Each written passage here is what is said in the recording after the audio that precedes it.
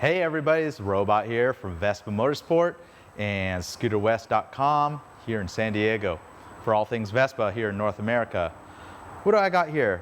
I have my mechanic Travis's personal Sprint 150. It's all hopped up. It's got a lot of trick parts. You can kind of see it doesn't look like a stock scooter, but there's one major problem with it. Went down on the right side. You can see the boo-boos on the side. Unfortunately, that's just part of riding. I've heard of people say, oh, I never have crashed a bike. Well, if you ride enough, eventually you'll have a bike fall over or you'll crash one. But I wanted to do a multi-part video on how to properly do a paint job on one of these modern Vespas.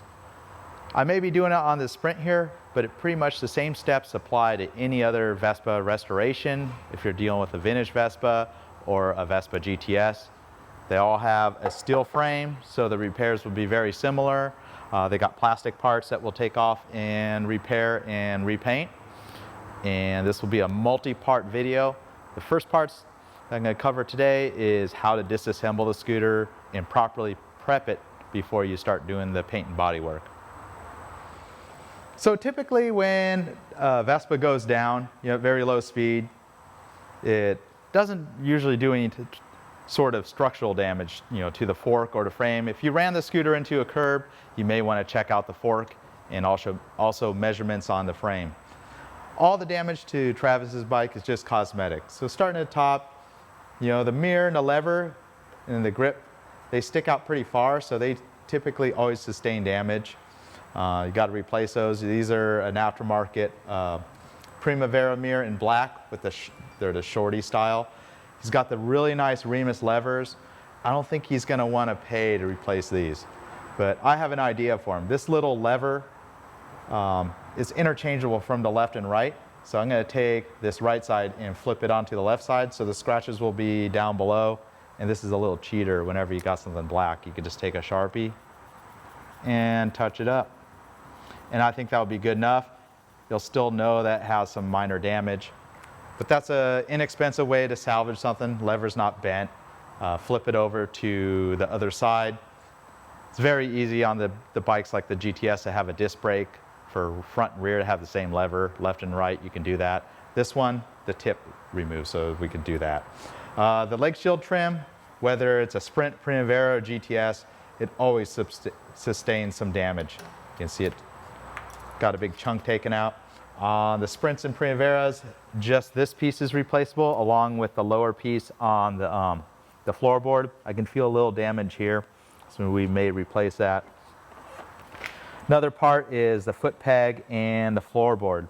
Every time I see a Sprint or a Primavera go down, usually this floorboard will get damaged.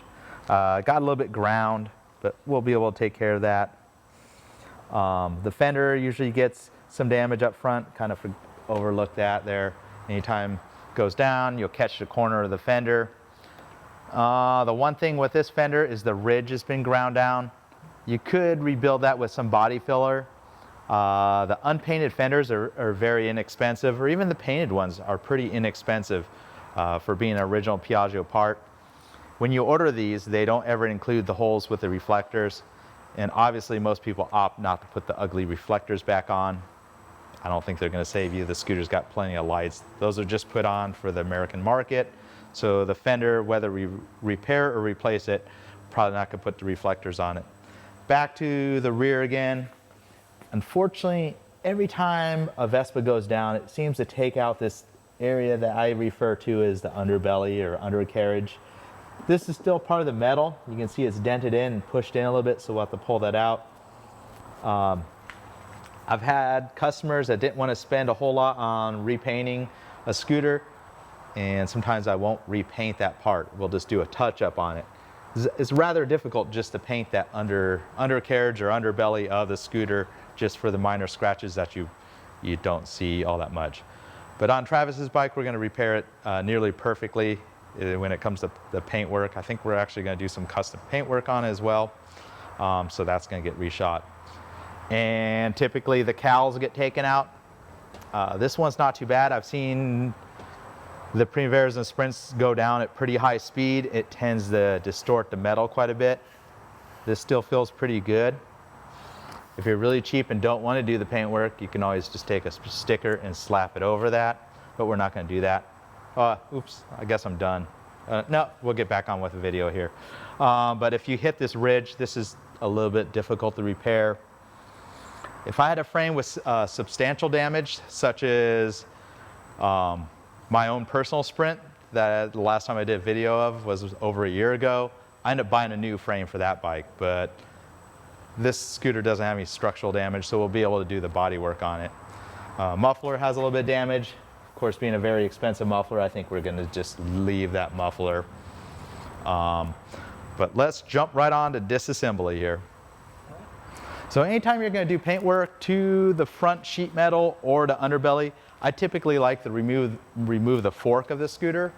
It allows for a good quality paint job. I mean, it is possible to paint this underbelly without removal of the fork, but since we're going to shoot the whole entire bike probably, most likely, I'm going to go ahead and show the steps on removing the fork. Starting out with removing all the parts of the handlebars. So that includes removal of the speedometer. We're going to pull the handlebars all the way off because I want to remove this plastic piece here. Disconnect the hydraulic brakes, and I'm going to show how to do that with minimal loss of the hydraulic fluid, the brake fluid. And let's jump right into it.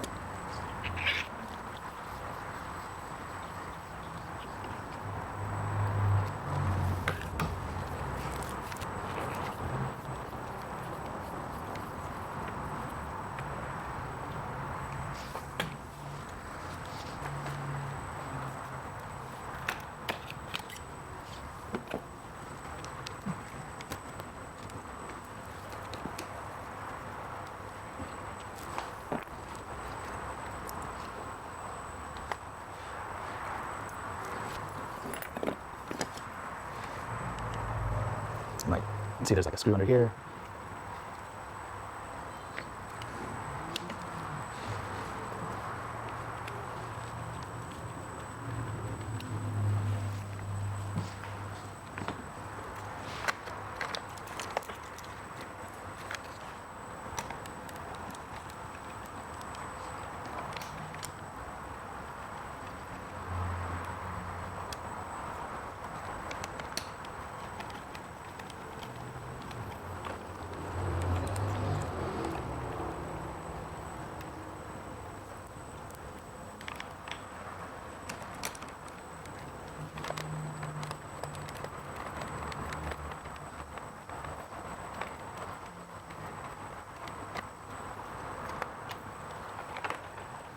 So 2 ways to stay organized with the hardware.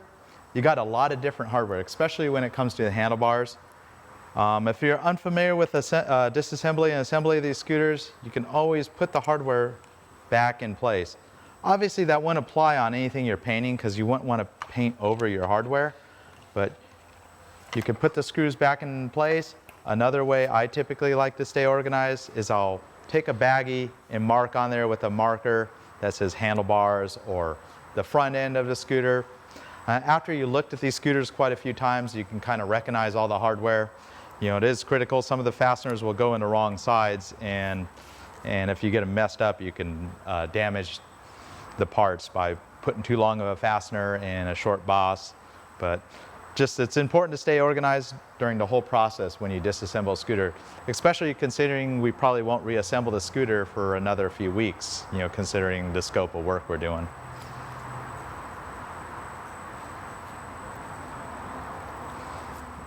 So I'll get the glove box off, which is necessary to further take apart the handlebars.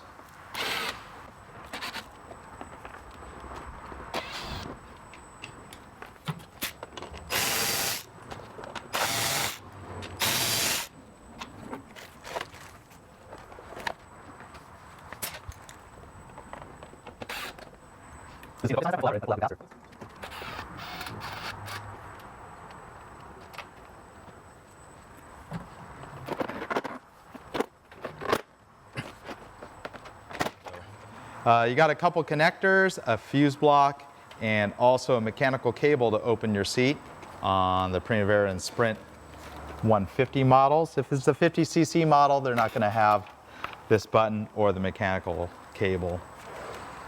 So the mechanical cable's got this ferrule that's engaged into the plastic lever. You want to pull that ferrule out, and then from the back side, you can carefully lever the plastic thing out. It's just a friction fit, comes right out. And now that the fuse block and electrical connections have been disconnected, we can pull the glove box off. All the newer models are going to have a USB jack as well. We're going to further take this apart down the road. If you're watching a video and you saw this piece fall out, is what they do from the factory sometimes to get this in the right position. They'll wedge either a piece of foam or a rubber block, you know, in these spots to kind of get these where everything aligns with the edge. So keep that in mind when you're putting it back together. If you want perfect alignment of this edge relative to the leg shield trim, you can make adjustments with a rubber or piece of foam wedged between those levers or those mounting points right there. So to dismantle the handlebars, you're going to need a 17mm socket or wrench and an 8mm Allen. You can see I have two separate ratchets to do this job. You can see right here is where the fasteners are located. They're a little difficult to get to if you're going to try to access them from in here. They happen to put these little covers, and you could pop the little tab off that opens up these little covers. And they're painted the same color as the handlebars. So since we're going to do color change on this scooter, we may save these parts to get painted as well. And you can see there's quite a few cables in the way. So the 8mm socket, you got the main wiring harness that's a little bit in the way on the right side, and we'll get a 17mm socket in there. So through those access holes, you're able to get to the handlebar bolts, you know.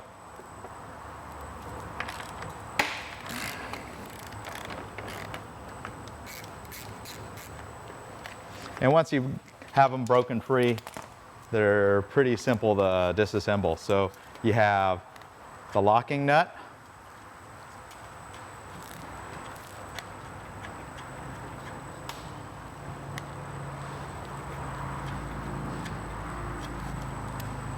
you have this star washer. I think part number on this is 012543.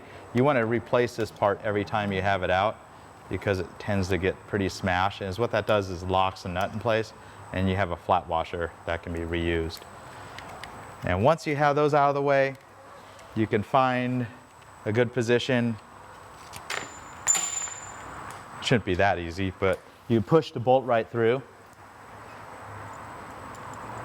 and set that aside. So this part is the bugger to get at, because you need to remove all these items: electrical switches, the hydraulic brake, the mechanical brake for the rear.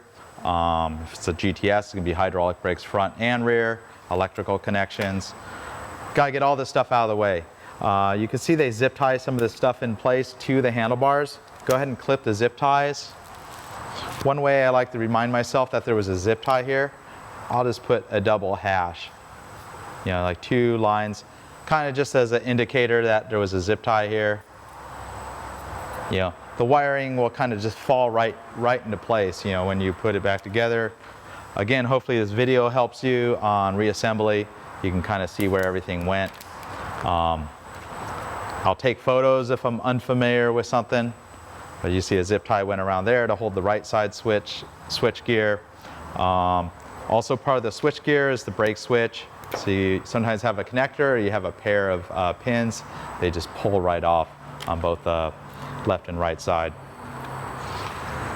So all modern Vespas, they use a zip tie with this rubber tubing around it to kind of, keep all the wires and cables kind of bundled up with the handlebars.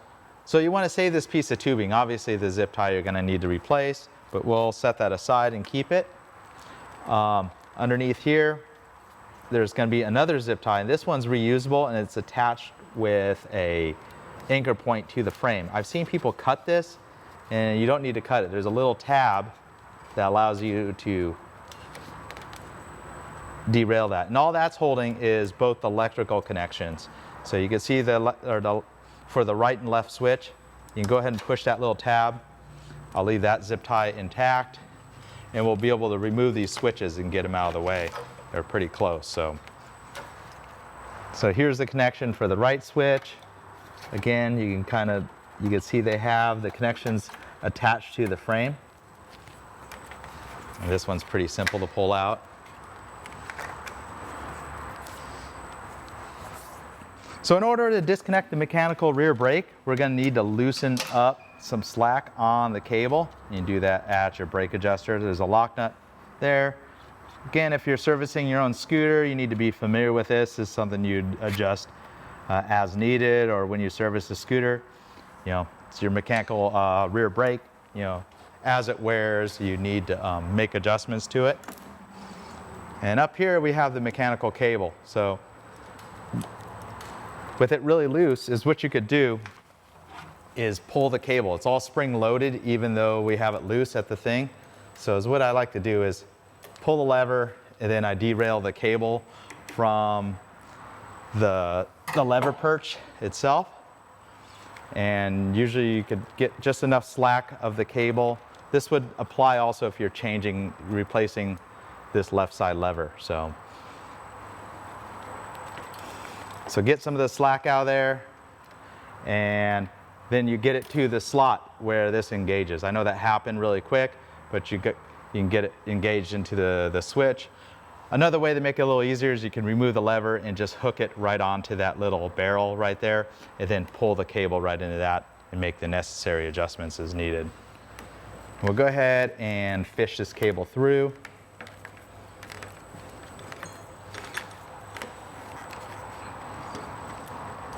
We're going to go ahead and lift the handlebars next and loosen some of these fasteners. So we'll have the brake master cylinder and throttle grip loose.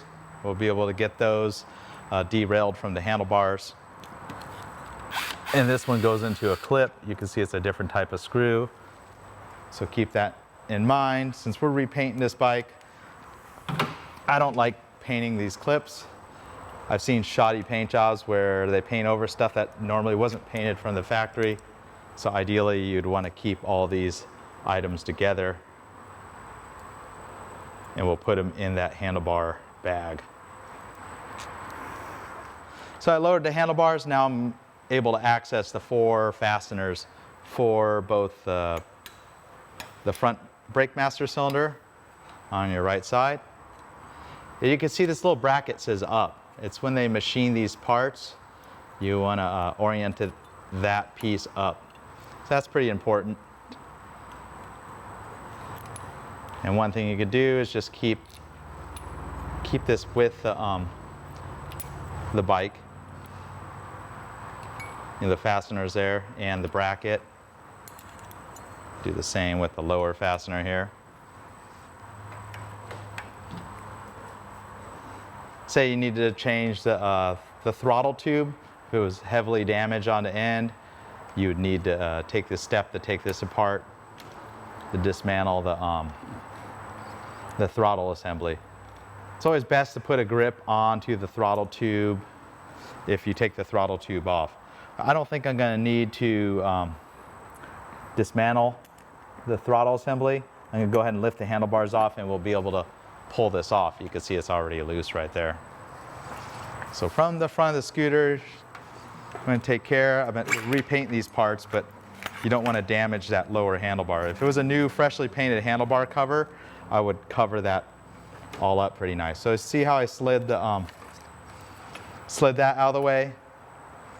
And the next one, sometimes this is a little bit stuck on there.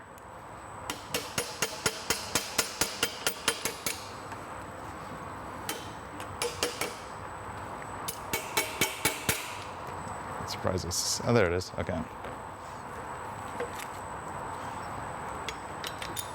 So one thing you can see, there's a little hole there, and that's how that aligns your master cylinder. And you can get all the cables out of the way. Now you have your handlebars separated. The hole in the bottom of your handlebar cover is large enough to pass all these parts through. So we're going to go ahead and leave them all intact. Get the grip through. Get the master cylinder through. And it's nice to leave this all together because then you won't be leaking any sort of hydraulic fluid. And last, you can separate this switch.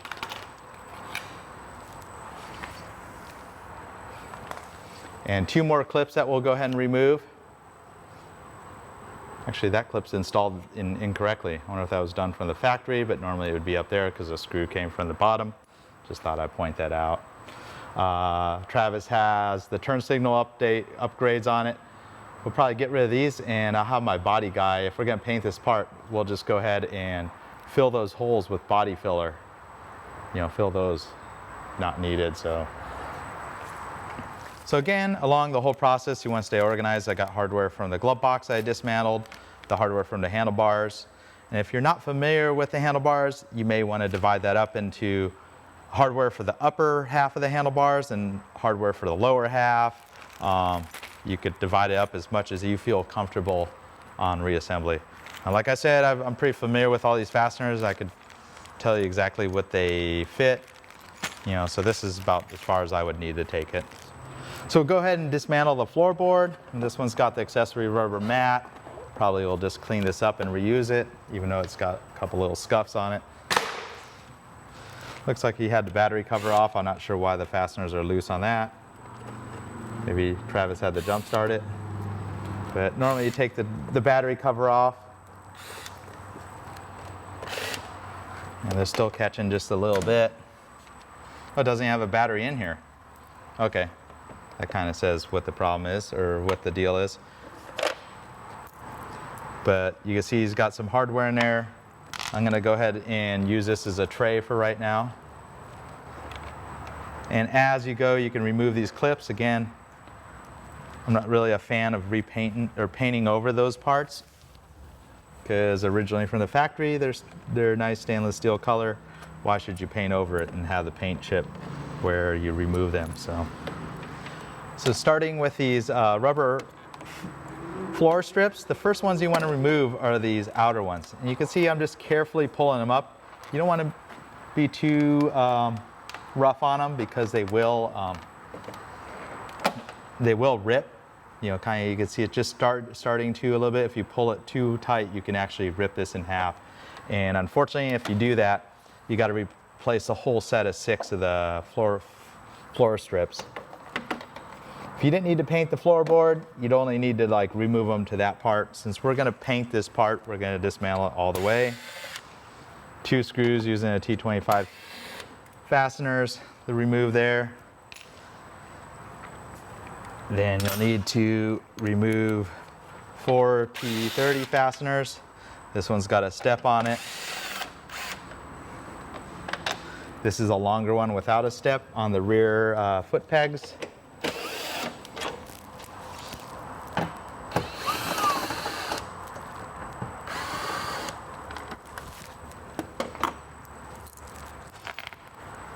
These lift right up. You can see this one's was already loose just from the wreck. Normally these clips need a little bit to overcome. I'm going to go ahead and remove those clips because when you buy the replacement plastic passenger foot peg, it doesn't include these clips. So with these passenger pegs, they have clips that aren't going to be included with the replacement plastic part. And you could go ahead and dislodge this clip with some type of pick. You know, on both sides, it's got little tangs that grab into the plastic. So you want to save those clips. I mean, you could buy these parts as separate individual parts, but if they're still salvageable, might as well reuse them. So go ahead and do that. Oftentimes I'll make a pile of old parts I don't want, or I'll mark them with masking tape, so I'll indicate this is a part I would need to be replaced. Obviously, doing this in a shop environment, we would already have this estimated on the repairs. And on the left side, you can see this one's still clipped in place. And it takes a little bit of force to remove it. I'm not going to bother removing the clips on this one because it's still salvageable. And underneath here, this is going to be longer fasteners that use a T25 driver. A short one right here, that's for your little spark plug access door. And set that aside. And the last fastener here. Yeah, I think we're going to end up replacing this floorboard with that crack. I mean, if you were looking to save a little bit of money, you could salvage that, but not really worth the effort to repair that. And with any of the plastic parts, you could buy them factory painted. You know, say if you just damage this part only, you could just buy that part. And oftentimes, even in our workshop, it's more economical just to order the part and replace it versus having our painter paint those parts. So these, pretty much the same as the outer ones. Just, if you notice, I'm using my fingers to kind of just like dig it out of the things, you know, and we're going to save this whole set of 6 of them. Probably kind of jumping the gun. You could remove them with the floorboard off, but let's get them all out of the way here.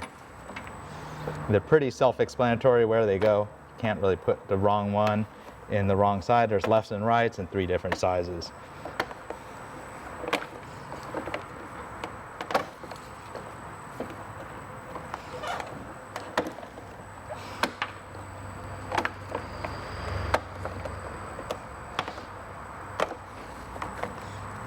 So the whole set of rubbers. Now the floorboard lifts out of the way, no problem here. So you start from the front, push it down. You can unclip it from here. Another way to go about this is, since we need to remove the trim, if you loosen these lower 2 fasteners, you'll be able to easily separate the floorboard, you know, the engagement point of the floorboard. See how that pulls right away? And we're going to take all the trim off anyways. So.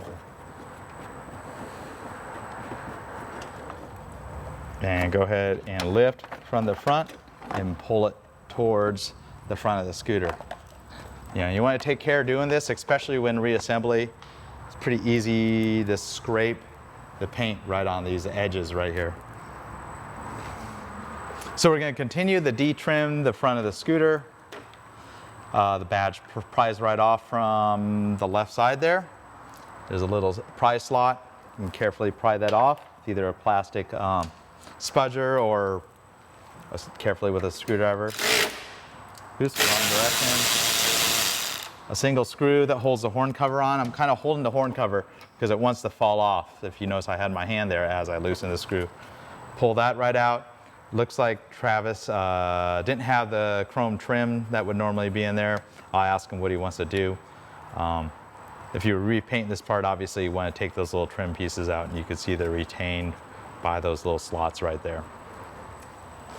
One thing, you're going to need to remove all your badges. And if you heat up the badges a little bit with like a hairdryer or carefully with a heat gun, they come off a little easier. But these are coming off pretty easily. Not even much adhesives left behind. But Pretty important with the paint job. You're not going to want to paint around these. That would be pretty cheesy.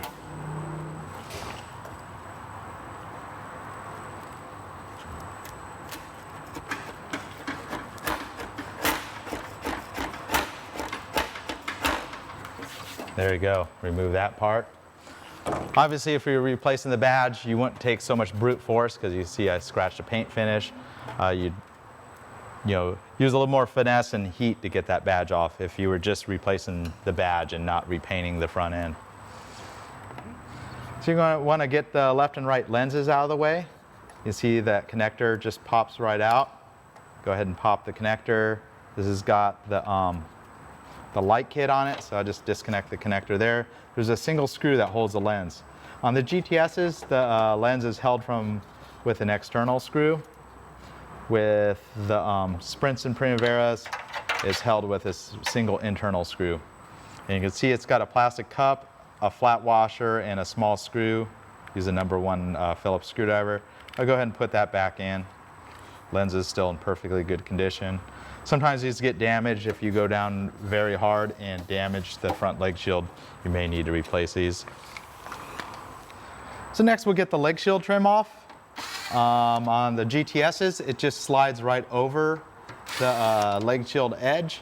On these Sprints and Primaveras, there's a bunch of little screws that hold it in place. This side's still in good shape, so we'll go ahead and save the trim. Keep in mind, all the screws are the same for the upper leg shield, all the way around. So there's quite a few screws. I don't know the exact count, just to count them, but.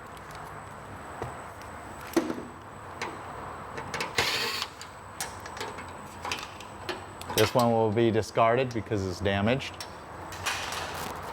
And this little centerpiece right here.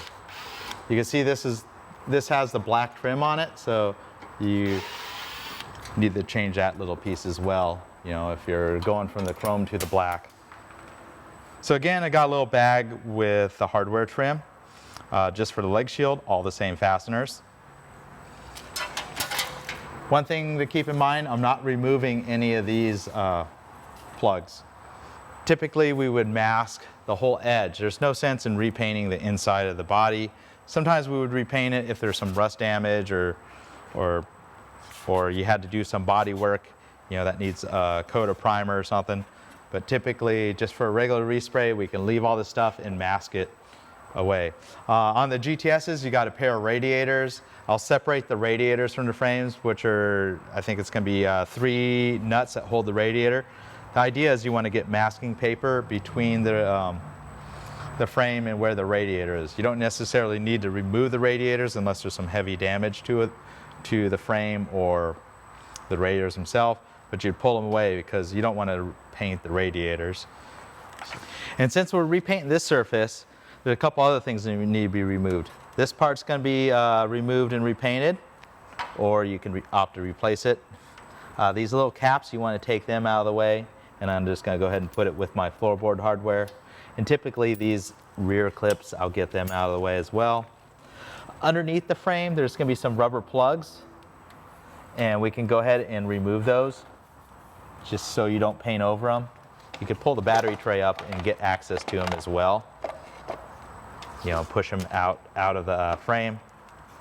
Should see it pop right out. And there's a couple of these rubber plugs, and I'll just keep them with the floorboard parts.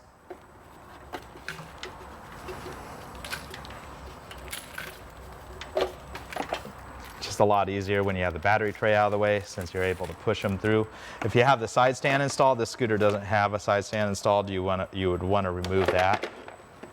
And if you're going to paint the left side, it's a good idea to get this rubber boot out.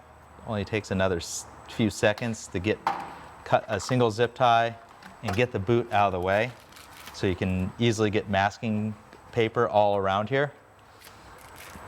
All right, so we're going to roll on to detrimming the rear of the scooter. Pull the cable to pop the seat, or if it's a 50cc model, you could just put the key right in the seat.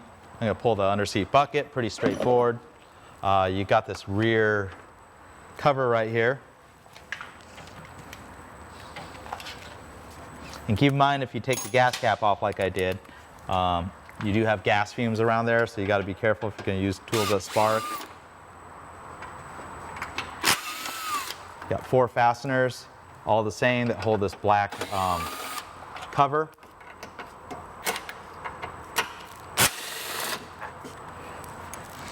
And the trick is, instead of trying to pry that little rubber thing, if you just pull the plastic thing right off, you'll be able to get the rubber right off. So I got the fastener of that, replace the fuel cap. Always a good idea to check to see if this stuff's looser. And typically you could throw all the stuff that goes to the rear into underseat bucket. It's always a good spot to hold all that good stuff. You see the rear rack is pretty close at this point. It's going to be 2 T30 fasteners. And I just loosened that first one. And obviously you need to be careful kind of when you're taking this off. It kind of wants to flop around. So the fastener's got a star washer, locking washer, and a flat washer there. I'm holding the rack, take the last fastener off, and now we can separate the rack from the frame. Again, I'm just putting all this hardware in the underseat bucket. Kind of a good spot to store it all. The seat, if it's a GTS 250, it doesn't have a spring-loaded seat. So it's going to be 2 fasteners on the Primaveras and Sprints. They got 4 fasteners. 10mm socket. Again, kind of cuddle the seat.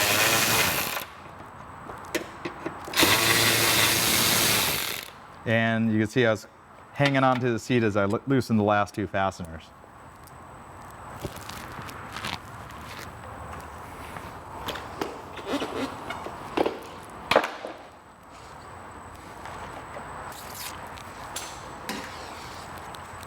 Probably not too critical, but makes the job to mask the scooter a little easier. You could just loosen things like this part, kind of keep it separate. Typically when we mask it, we'll mask the whole inside of this frame. So we'll be able to shoot all the way up to this edge, all the way around. Now we got to move on to the lenses. The rear, there's going to be a thumb nut that you can reach up in there and turn. And if it's really difficult to turn, you can get a T25 Torx fastener on the end of this thumb nut.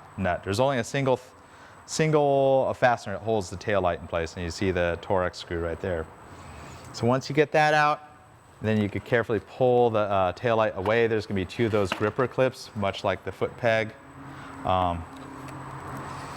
Travis got some extra wiring in here because this is an American model scooter, which, you know, from 2015 through 17, they didn't. The brake wasn't integrated with the taillight. So looks like he's got another connector under here. This normally wouldn't be the case. It'd just be a single connector if it was American Market 1, or it'd be 2 connectors right from behind the behind the taillight normally. So he has this extra connection going right through this rubber grommet. I'll go ahead and separate it. Normally they would be kind of clipped in place on the newer bikes, 2018 and later on the the Primaveras. There'd be 2 connections right there. It's good that you have this little guy separated. I typically like to push these through. The reason being is you'll be able to mask nicely, do a nice mask job. I don't like when you paint over the electrical connectors, doesn't look that nice. So you can go in there and pull that out. I'm not going to go as far as removal of the fuel tank, but you'll be able to get this out, push through. Another option is just to mask it off. Same with that screw. It's up to you. You can remove that single screw. There's 3 screws that hold the fuel tank. This is one of the 3. One up here and one back in the frame as well. You can remove them if you like. Go ahead and get the taillights. They would be taillights in the US market ones, but Travis has the LED kit that converts them in the turn signals. So go ahead and separate this out. You see the one lens on his right side has a crack, but maybe we'll go ahead and replace that when we reassemble the scooter. A little clip. You know, again, two ways to go about it. You could bag the parts, or you could take the clip off, put the screw with it, so it's kind of all together. You'll remember how it all goes when it comes to reassembly here.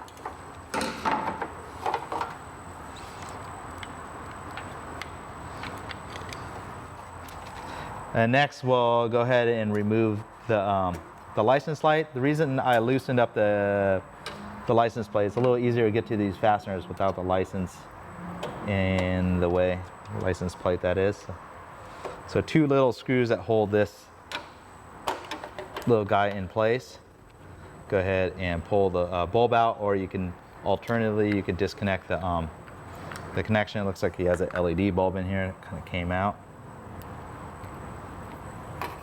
So tuck that out of the way. You don't want that getting painted. And on each side of this rear fender, there's going to be a pair of, or a single Phillips screw with the flat washer.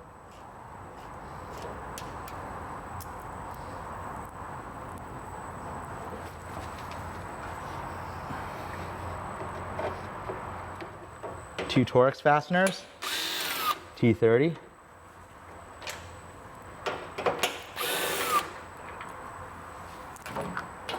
And now you have the license separated. Again, if you want to remove these clips,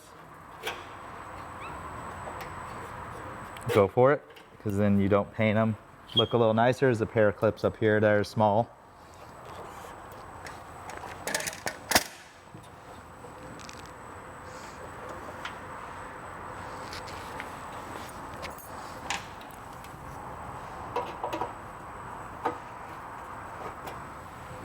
You see I'm using a diagonal, not the way you normally use the diagonal pliers, but nice thing about diagonals, they have a real small tip, smaller than a needle nose, so sometimes they work good for pulling something like a clip out.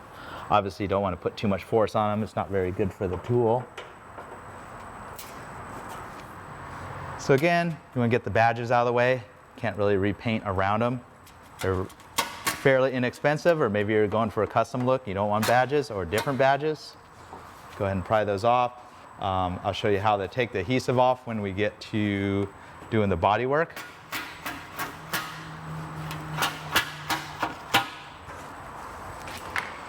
Maybe you like the old badge, you can't really use it because the adhesive's all shot. Inexpensive badge, not worth trying to glue that back into place like you would with an old car badge. It's like a thick metal badge. These are really inexpensive, just replace it. But you can put that in your toolbox or something. So now that we have most of the body dismantled, we're going to want to remove the fork, whether we're just going to do the paint job or change out the fender. Believe it or not, if you want to replace the front fender, you have to drop the fork. I know as crazy as it sounds, but that's the way Vespas have always worked for the nice clean looking front fender. So this wire right here is for your ABS, and there's a clip right underneath the frame. It's the speed sensor / ABS connection.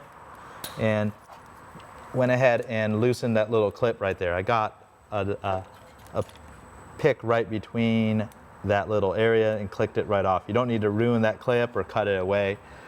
Just need to separate the wire. And on the right side is where the connector is going to be located.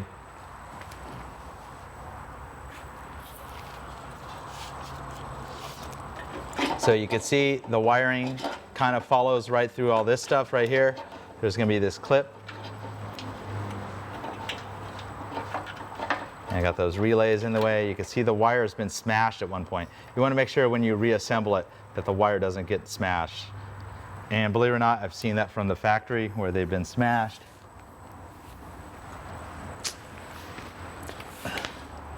A single zip tie to cut, holding it to the harness.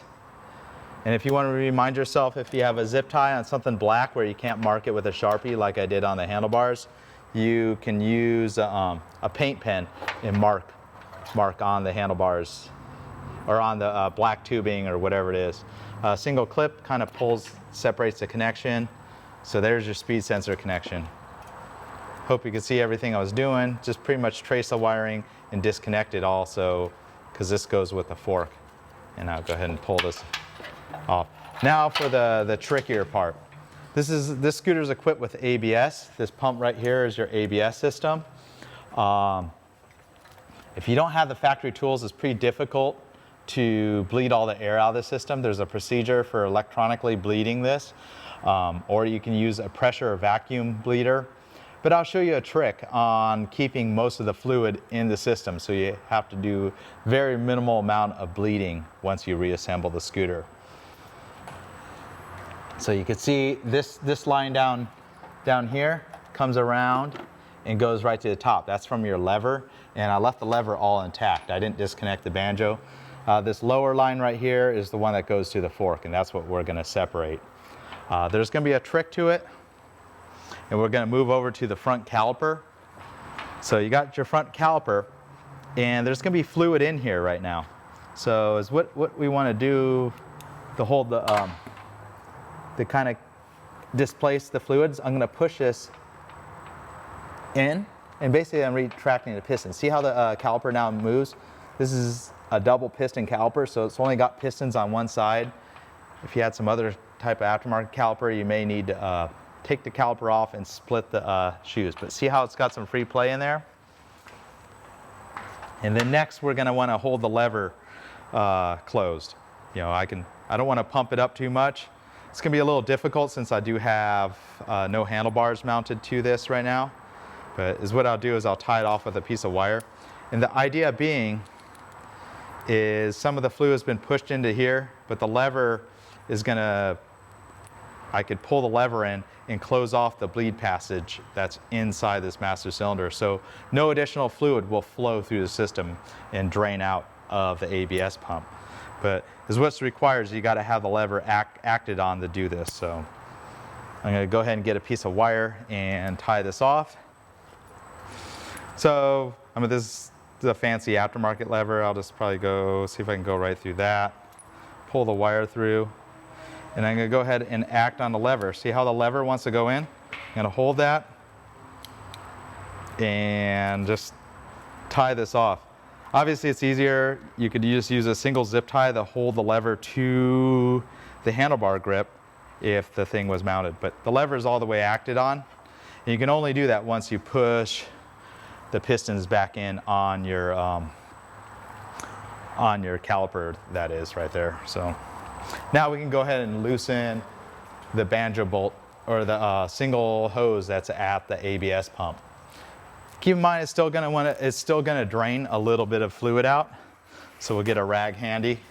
Don't want to be getting brake fluid on any of the components of the brake system. All right, so again, it's going to be the lower hose right there. I have a bunch of rubber caps ready to go, different sizes, and that's just to plug off the holes. And we'll go ahead and loosen this. 11 millimeters, kind of an odd size. And go ahead and unthread that from the ABS pump block. And you see only a tiny bit dripped out because the way I tied off the thing. We'll go ahead and put a cap over the hose right there. And then the little well right there is what I like to do, is find a rubber cap that fits inside the pump, because we're probably going to pressure wash the scooter and clean it. The last thing you want to do is get any sort of water inside the ABS pump.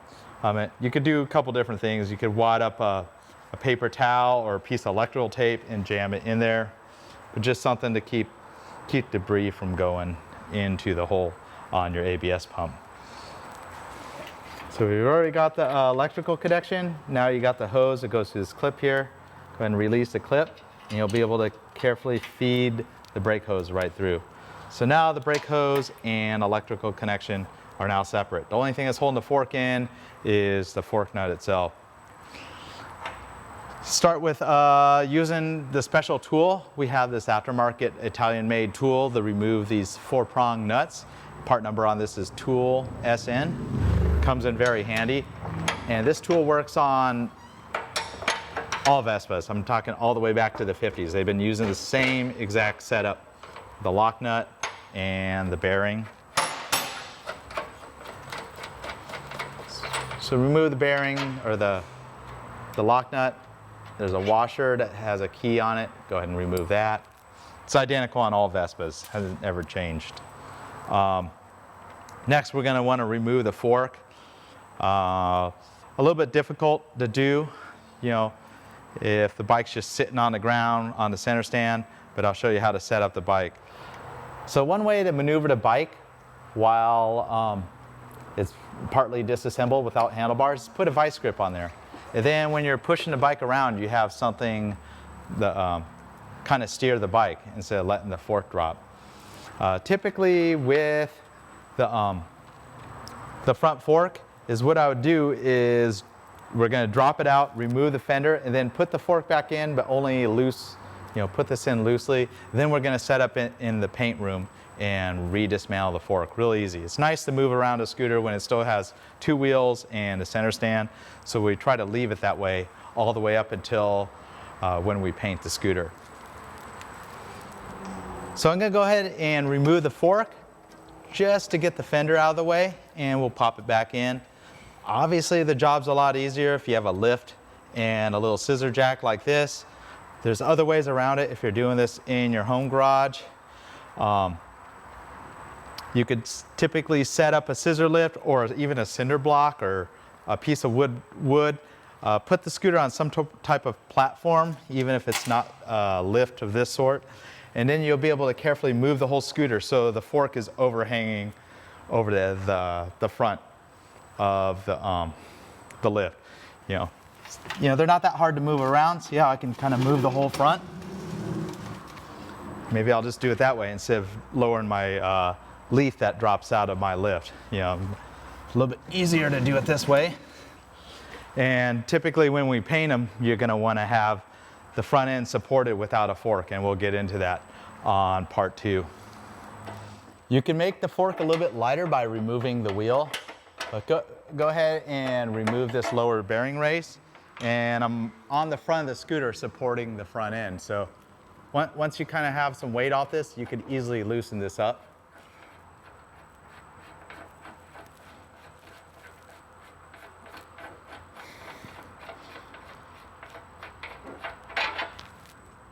Once you have that, watch your cables. You can see they're kind of pulling out with the fork. I'm lowering the fork. You know, easily manageable with one person, but 2 people would make the job even easier. So there's the fork removed. Pretty straightforward there. And we're going to go ahead and separate the fender from the fork. You leave the bearings all intact. One thing to keep in mind, if they've been in a pretty heavy wreck, like they hit the curb, oftentimes they'll damage the bearing races. And typically the bearing race may be loose if you have a bent fork. You want to inspect the fork, make sure that this is perfectly parallel with the front line, the suspension line. Oftentimes I'll take the fender off, I'll put in a vise, or just buy a simple test ride. I've been riding these quite a long time, and I ride one with a bent fork. It has some unwieldy handling.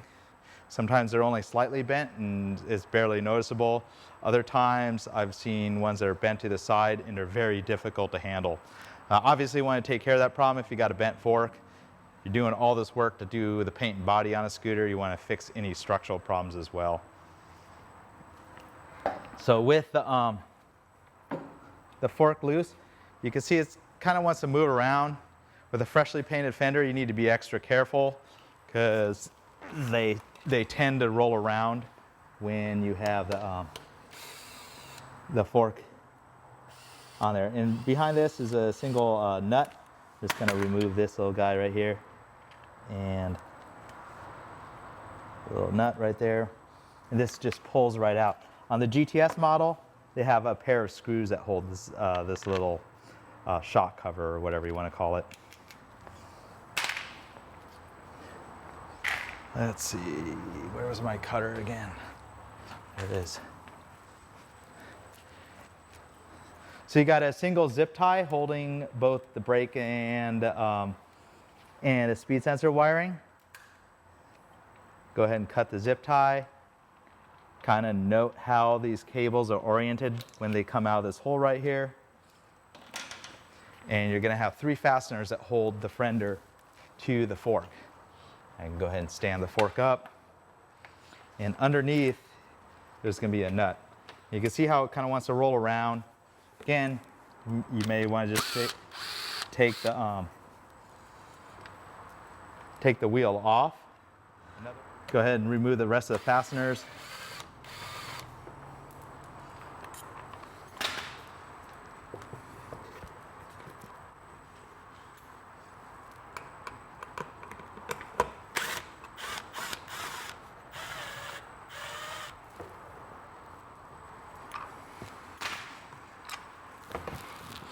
Now the fork will, or the fender will separate from the fork.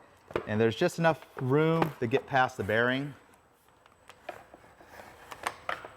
Again, the cable kind of snakes through with a little bend on it. If it's a model without an ABS, this hose would go all the way up to the lever. And if you want, you could put these fasteners back in.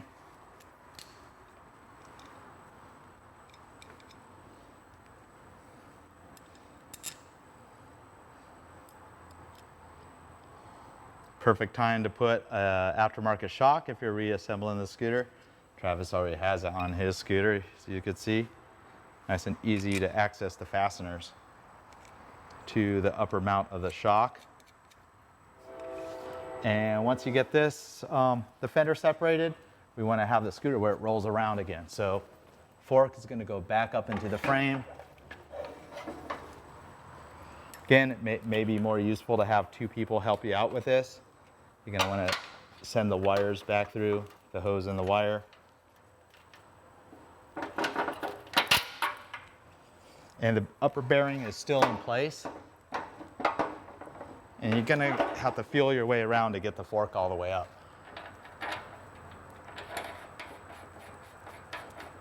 You don't need to go all the way, but one thing to keep in mind, if you don't thread this all the way on, the steering stops won't work. So there's a chance of your fork going into the, the upper edges of the fork, running into the body of the scooter. That's not good. So I pretty much have the frame of a Vespa disassembled far enough to do a complete repaint on the frame. So that covers both cowls, what I refer to as the underbelly, or the sheet metal that's underneath the floorboard, and the leg shield. I typically divide these up into 3 different sections on the Vespa. And mainly because they have seams. If you need to just paint the underbelly or the leg shield, you could tape right to the seam right here.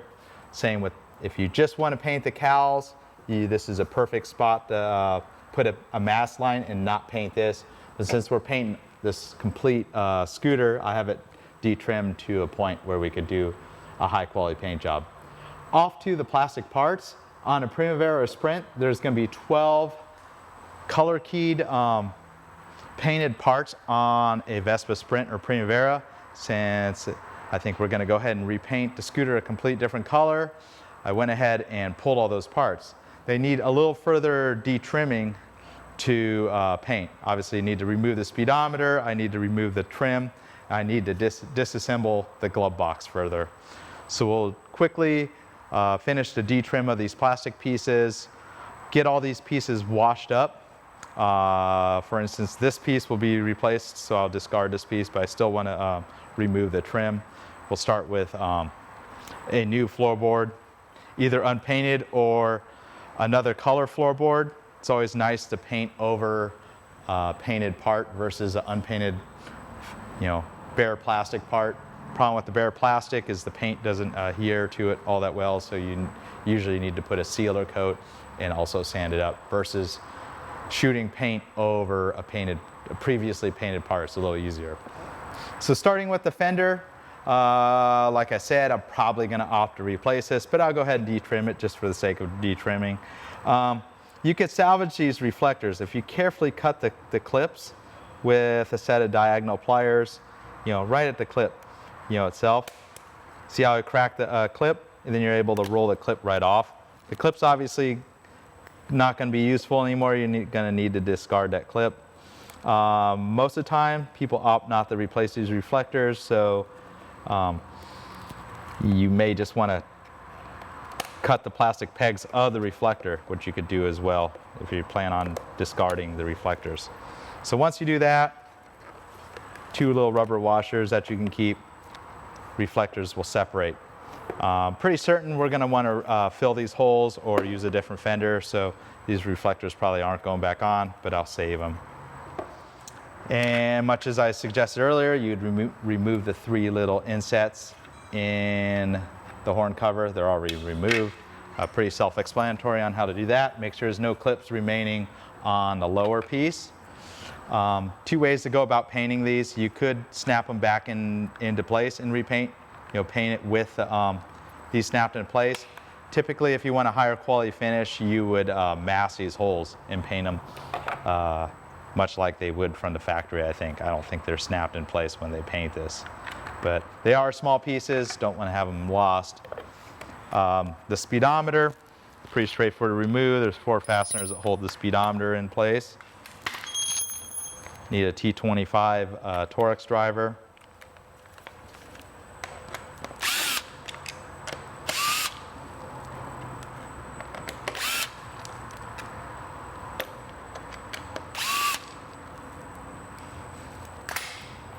Four fasteners, remove it. You can see Travis got a custom carbon fiber inlay on the speedometer.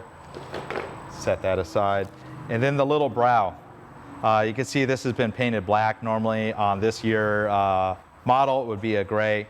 If you're doing something custom, it's kind of fun to paint that little brow a different color. It's held in place with 3 Phillips screws.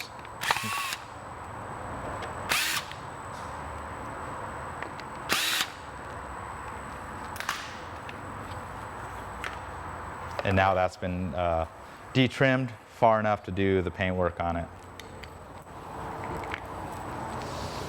On to the floorboard. Like I suggested, I'm going to go ahead and discard this, but there's a good 14 fasteners that hold these edge trims on, and they have washers as well. So you may want to have a small baggie handy. They're all the same size.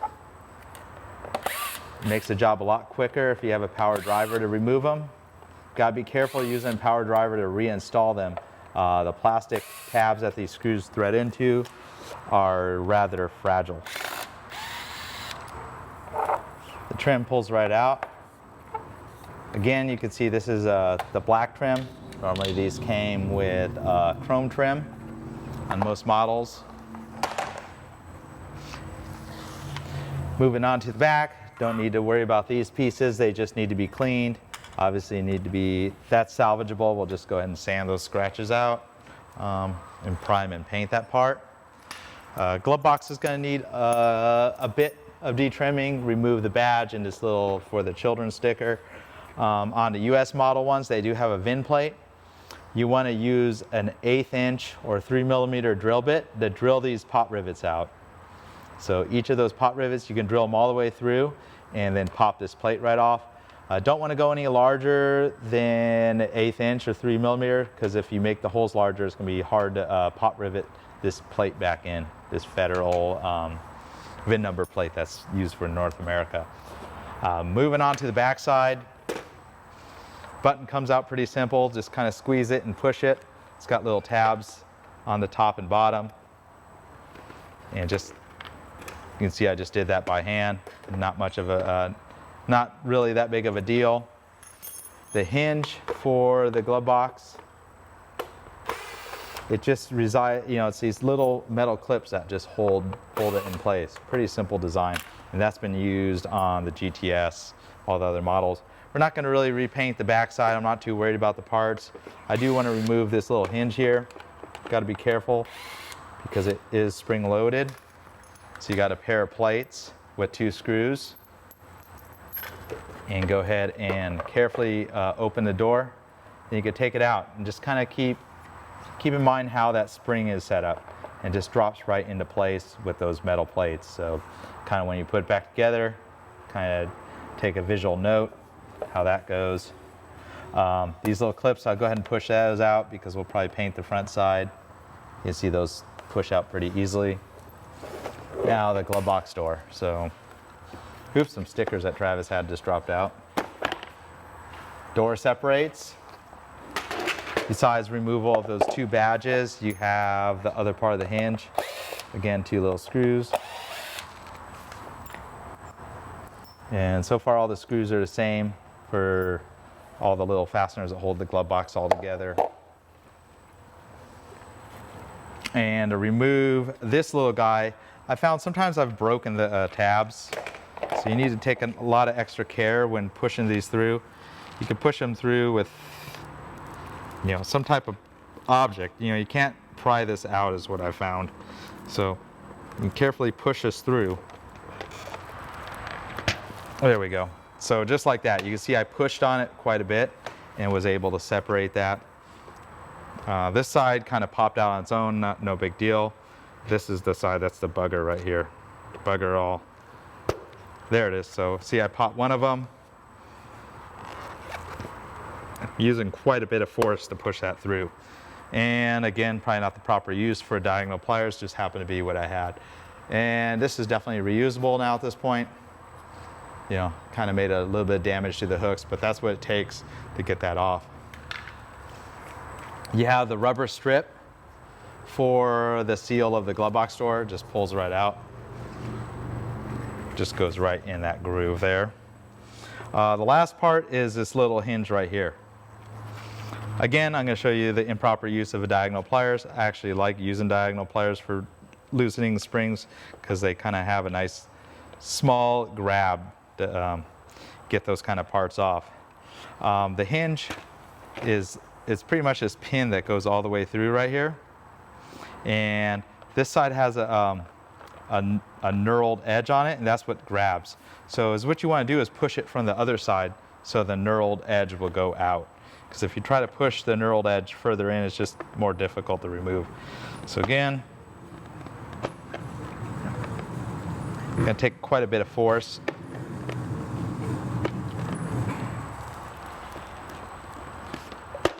Pop that out, and we'll flip it over and you'll see the knurled end has popped out. And the little spring, all that good stuff goes with it as well. All these clips, I'll just leave them in place because we're not going to do much paint work on the back side. Minus the VIN plate that needs to be drilled out. That's about as far as you need to go to de-trim the glove box. So drill the hot rivets out, just drill right in the center of the, and you see sometimes they want to spin.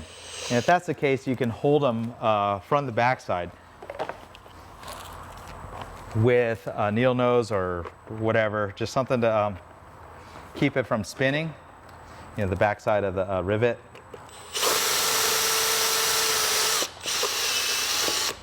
And see that? It just drilled all the way out. This little part separated, and if you carefully pull that out, you've now destroyed the rivet.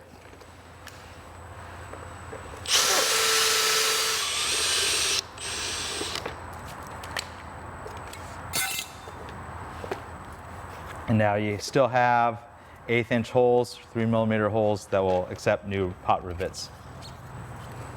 So you got quite a few parts separated from the scooter. Again, you want to stay organized throughout the whole process of doing the body work and paint on your scooter. All these parts are going to go with the frame since we're going to repaint them. All the larger parts, I'm going to get a large box and put them into the box.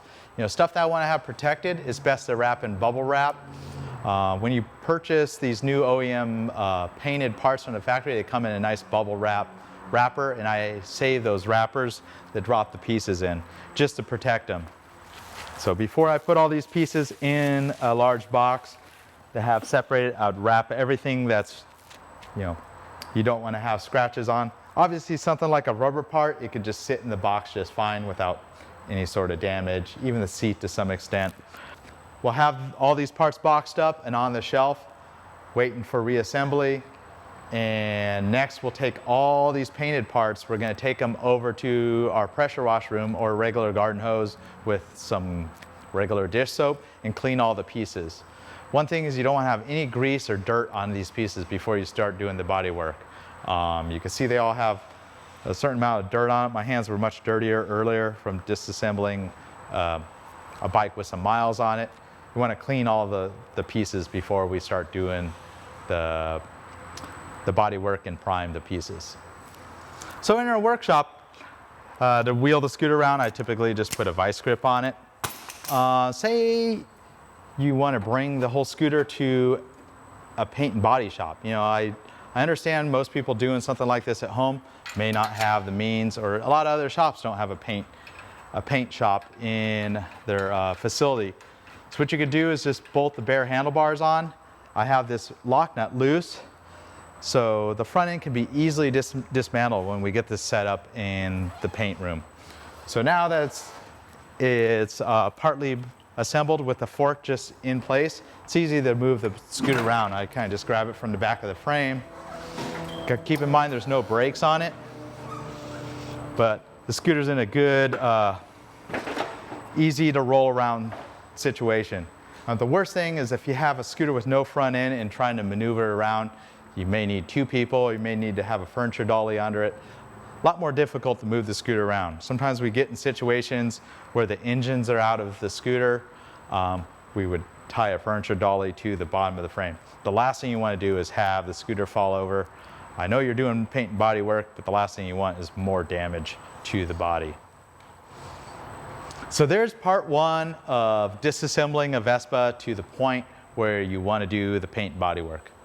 And like I suggested at the beginning, do it with all basic tools with the exception of the steering bearing removal tool, the tool SM or SN. Pretty straightforward job to dismantle in your own home garage. I know in a lot of areas this video is coming out right in winter time. Say you're not going to use a scooter for the winter, you have some damage, you want to pretty the scooter up, you want to change the color. It's a perfect time.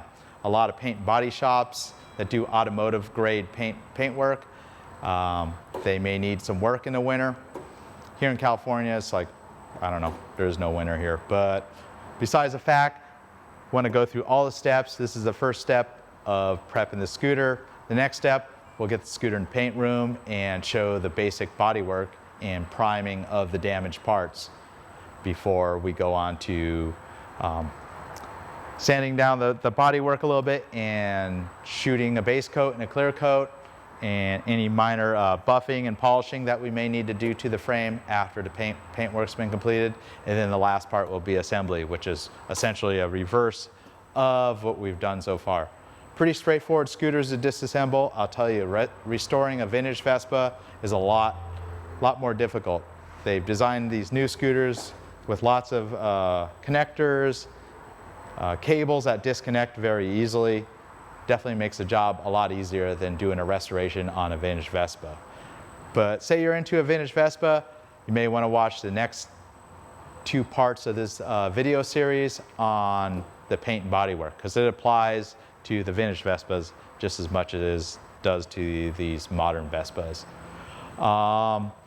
Any parts you may need along the steps, you know, such as levers, mirrors, the trim pieces, we have all those parts in stock here in California at scooterwest.com.